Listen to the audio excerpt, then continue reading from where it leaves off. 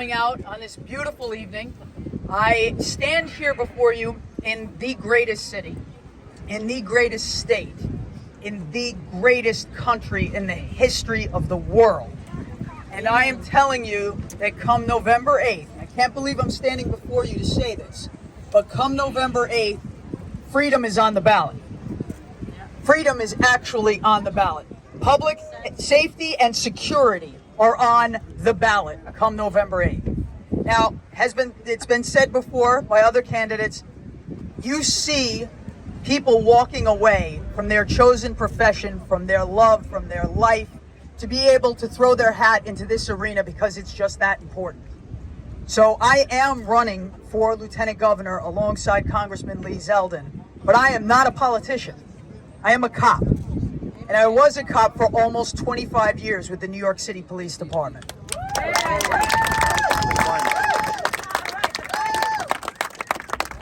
It took all of me to walk away from that job and the men and the women that I had been so blessed for almost 25 years to serve alongside.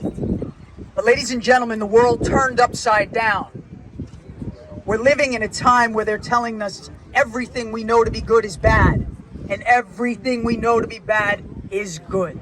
We are living in an upside down time where officers go out on the streets and they take loaded illegal firearms out of the waistbands of gang members, of criminals that have been convicted and have multiple firearm arrests, multiple shootings under their belt. And those criminals are back in my precinct collecting their property to go home before my officers are even done processing the arrest. We're living in a time where babies as young as 1 in their strollers at family barbecues are shot and killed by a bullet fired by a gang member who had multiple priors in shootings, multiple priors in firearms, and we knew he should not have been on that street and that baby should be alive today. I saw my cops go out every single day and interact with some of the most dangerous and violent felons out there. And they were going out with a fear in their eyes. And those of you who know law enforcement know that when we raise our right hands, there's always that possibility that we don't make it home to our families. That's a fear that we accept. We understand it. But this fear was different. This was a fear of losing their jobs and potentially their freedoms for doing a job that society needs them to do. I looked at one point at the seat that I was sitting in and the hat that I was wearing, and I realized I was sitting in the wrong seat and wearing the wrong hat to affect the type of change that New York State so desperately needs. That's right, Alison. And I met up with Congressman Zeldin. 100%. He is a proven fighter, an Army veteran, a military guy, a paratrooper, which is very impressive. Thank you for your service. Very, very impressive. He is a fighter. He has fought for us in Congress. He has been amazing. He is a man with integrity that is beyond reproach. I come from a world of integrity, and I never would have walked away if I didn't believe that wholeheartedly about Congressman Zeldin. And we're not used to it, right? Because we have elected officials in Albany that we cycle through over and over again with arrest and scandal and everything in between. We had a lieutenant governor chosen by our now governor. We had a lieutenant governor that was the champion of the defund the police movement. We know why, right? Because he's a perp. We refund. Right. Refund. That's it. So what clearer contrast is Congressman Zeldin's commitment to the safety and security of the people of the city of New York than to choose a law enforcement executive with the New York City Police Department for almost 25 years. Ladies and gentlemen, under this ticket, in this administration, Zeldin Esposito will back the blue unapologetically. Yes, yes.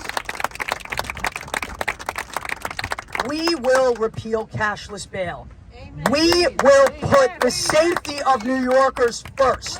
We are living in a society that gives criminals the upper hand. Unbelievable.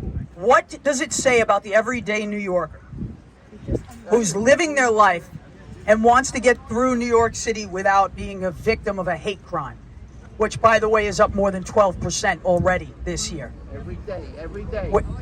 Which Every New Yorker just wants to go about their business. What does it say when a sitting congressman is attacked on stage at a political rally? And that individual is let out on cashless bail within 6 hours. It doesn't give New Yorkers a shot. We are living in a society that puts criminals ahead of victims, and victims' rights are not heard. Victims' rights are not upheld. Safety and security are on the ballot. Freedom is on the ballot. We will be firing dangerous district attorneys like Alvin Bragg that refuse to uphold their oath of office, fail to prosecute crime. We have so much to do day one in Albany, taking back our streets. We have so much to do with everyday New Yorkers working together to take back our streets.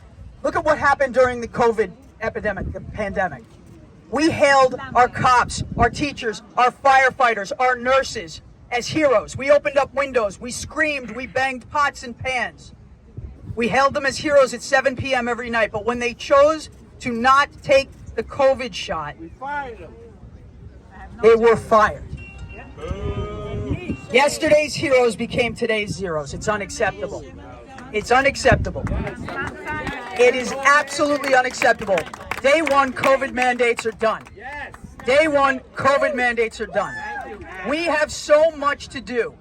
We believe that you do not relinquish your right as a parent simply by sending your child to school, and you should be involved as possible in your schooling and education, and you as a parent should decide what is best for you and your family. Government's job is to protect us and then get the hell out of our business. That is what they need to be doing. They forgot they work for us. They are the ruling elite in Albany, and they have forgotten how to listen. Congressman Zeldin and I will be bringing ears back to Albany, a place that has been deaf for far too long. I have amazing teacher friends that I have been blessed to grow up with. Not only grow up with our careers together. They talk about their kids. They think about their kids constantly. They refer to them as their kids. And as I was going through my career, I kept joking with them, if you screw up, I get them. So make sure you do your job.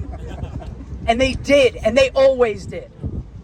But why are we sinking tens and tens and tens of thousands into public schools when my teacher friends are buying their own supplies?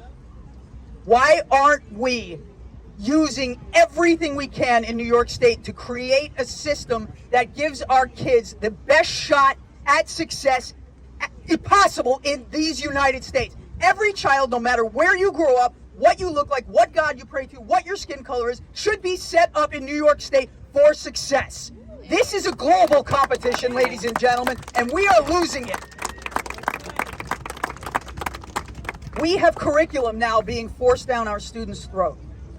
That's not only teaching them to hate each other, it's teaching them to hate the United States of America. And what's worse, it's even teaching them to hate themselves for who they are and what they look like and where they come from, and it's unacceptable. We do not teach one side they are perpetually guilty and one side they are perpetually victims. We owe our children better, and they shall have it. So there's a lot to talk about and a lot to do, from energy independence to fighting Albany and their tyrannical rules. But what I need right now to get across to you is it's our time to get excited. This is our time. We are on the precipice of history. And it's going to take each and every single one of us to get excited, to start talking, to get your friends, your relatives, people you don't even like, out to vote. Talk to people, not at them. We lost the ability to disagree in this country. We lost the ability to civilly hear someone else's perspective in this country. It is time we bring that back. It is time we talk to each other. And it is time we get people out to vote. I hear up and down this state that this is a blue state and our voices aren't heard. Ladies and gentlemen, this is not a red wave. This is a common sense wave. This is Republicans, Democrats, independents, and people who haven't voted before that are standing up and saying enough is enough. The silent majority is awake, and we are coming for your jobs. Yes, ma'am. Now, it's important that everybody gets out. It's important that everybody gets excited, because Republicans have a historic turnout rate of 27%.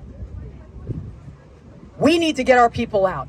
We need to get the sanity out. We need to get people who are fed up out. We are going to elect a leader. We are going to elect someone with integrity.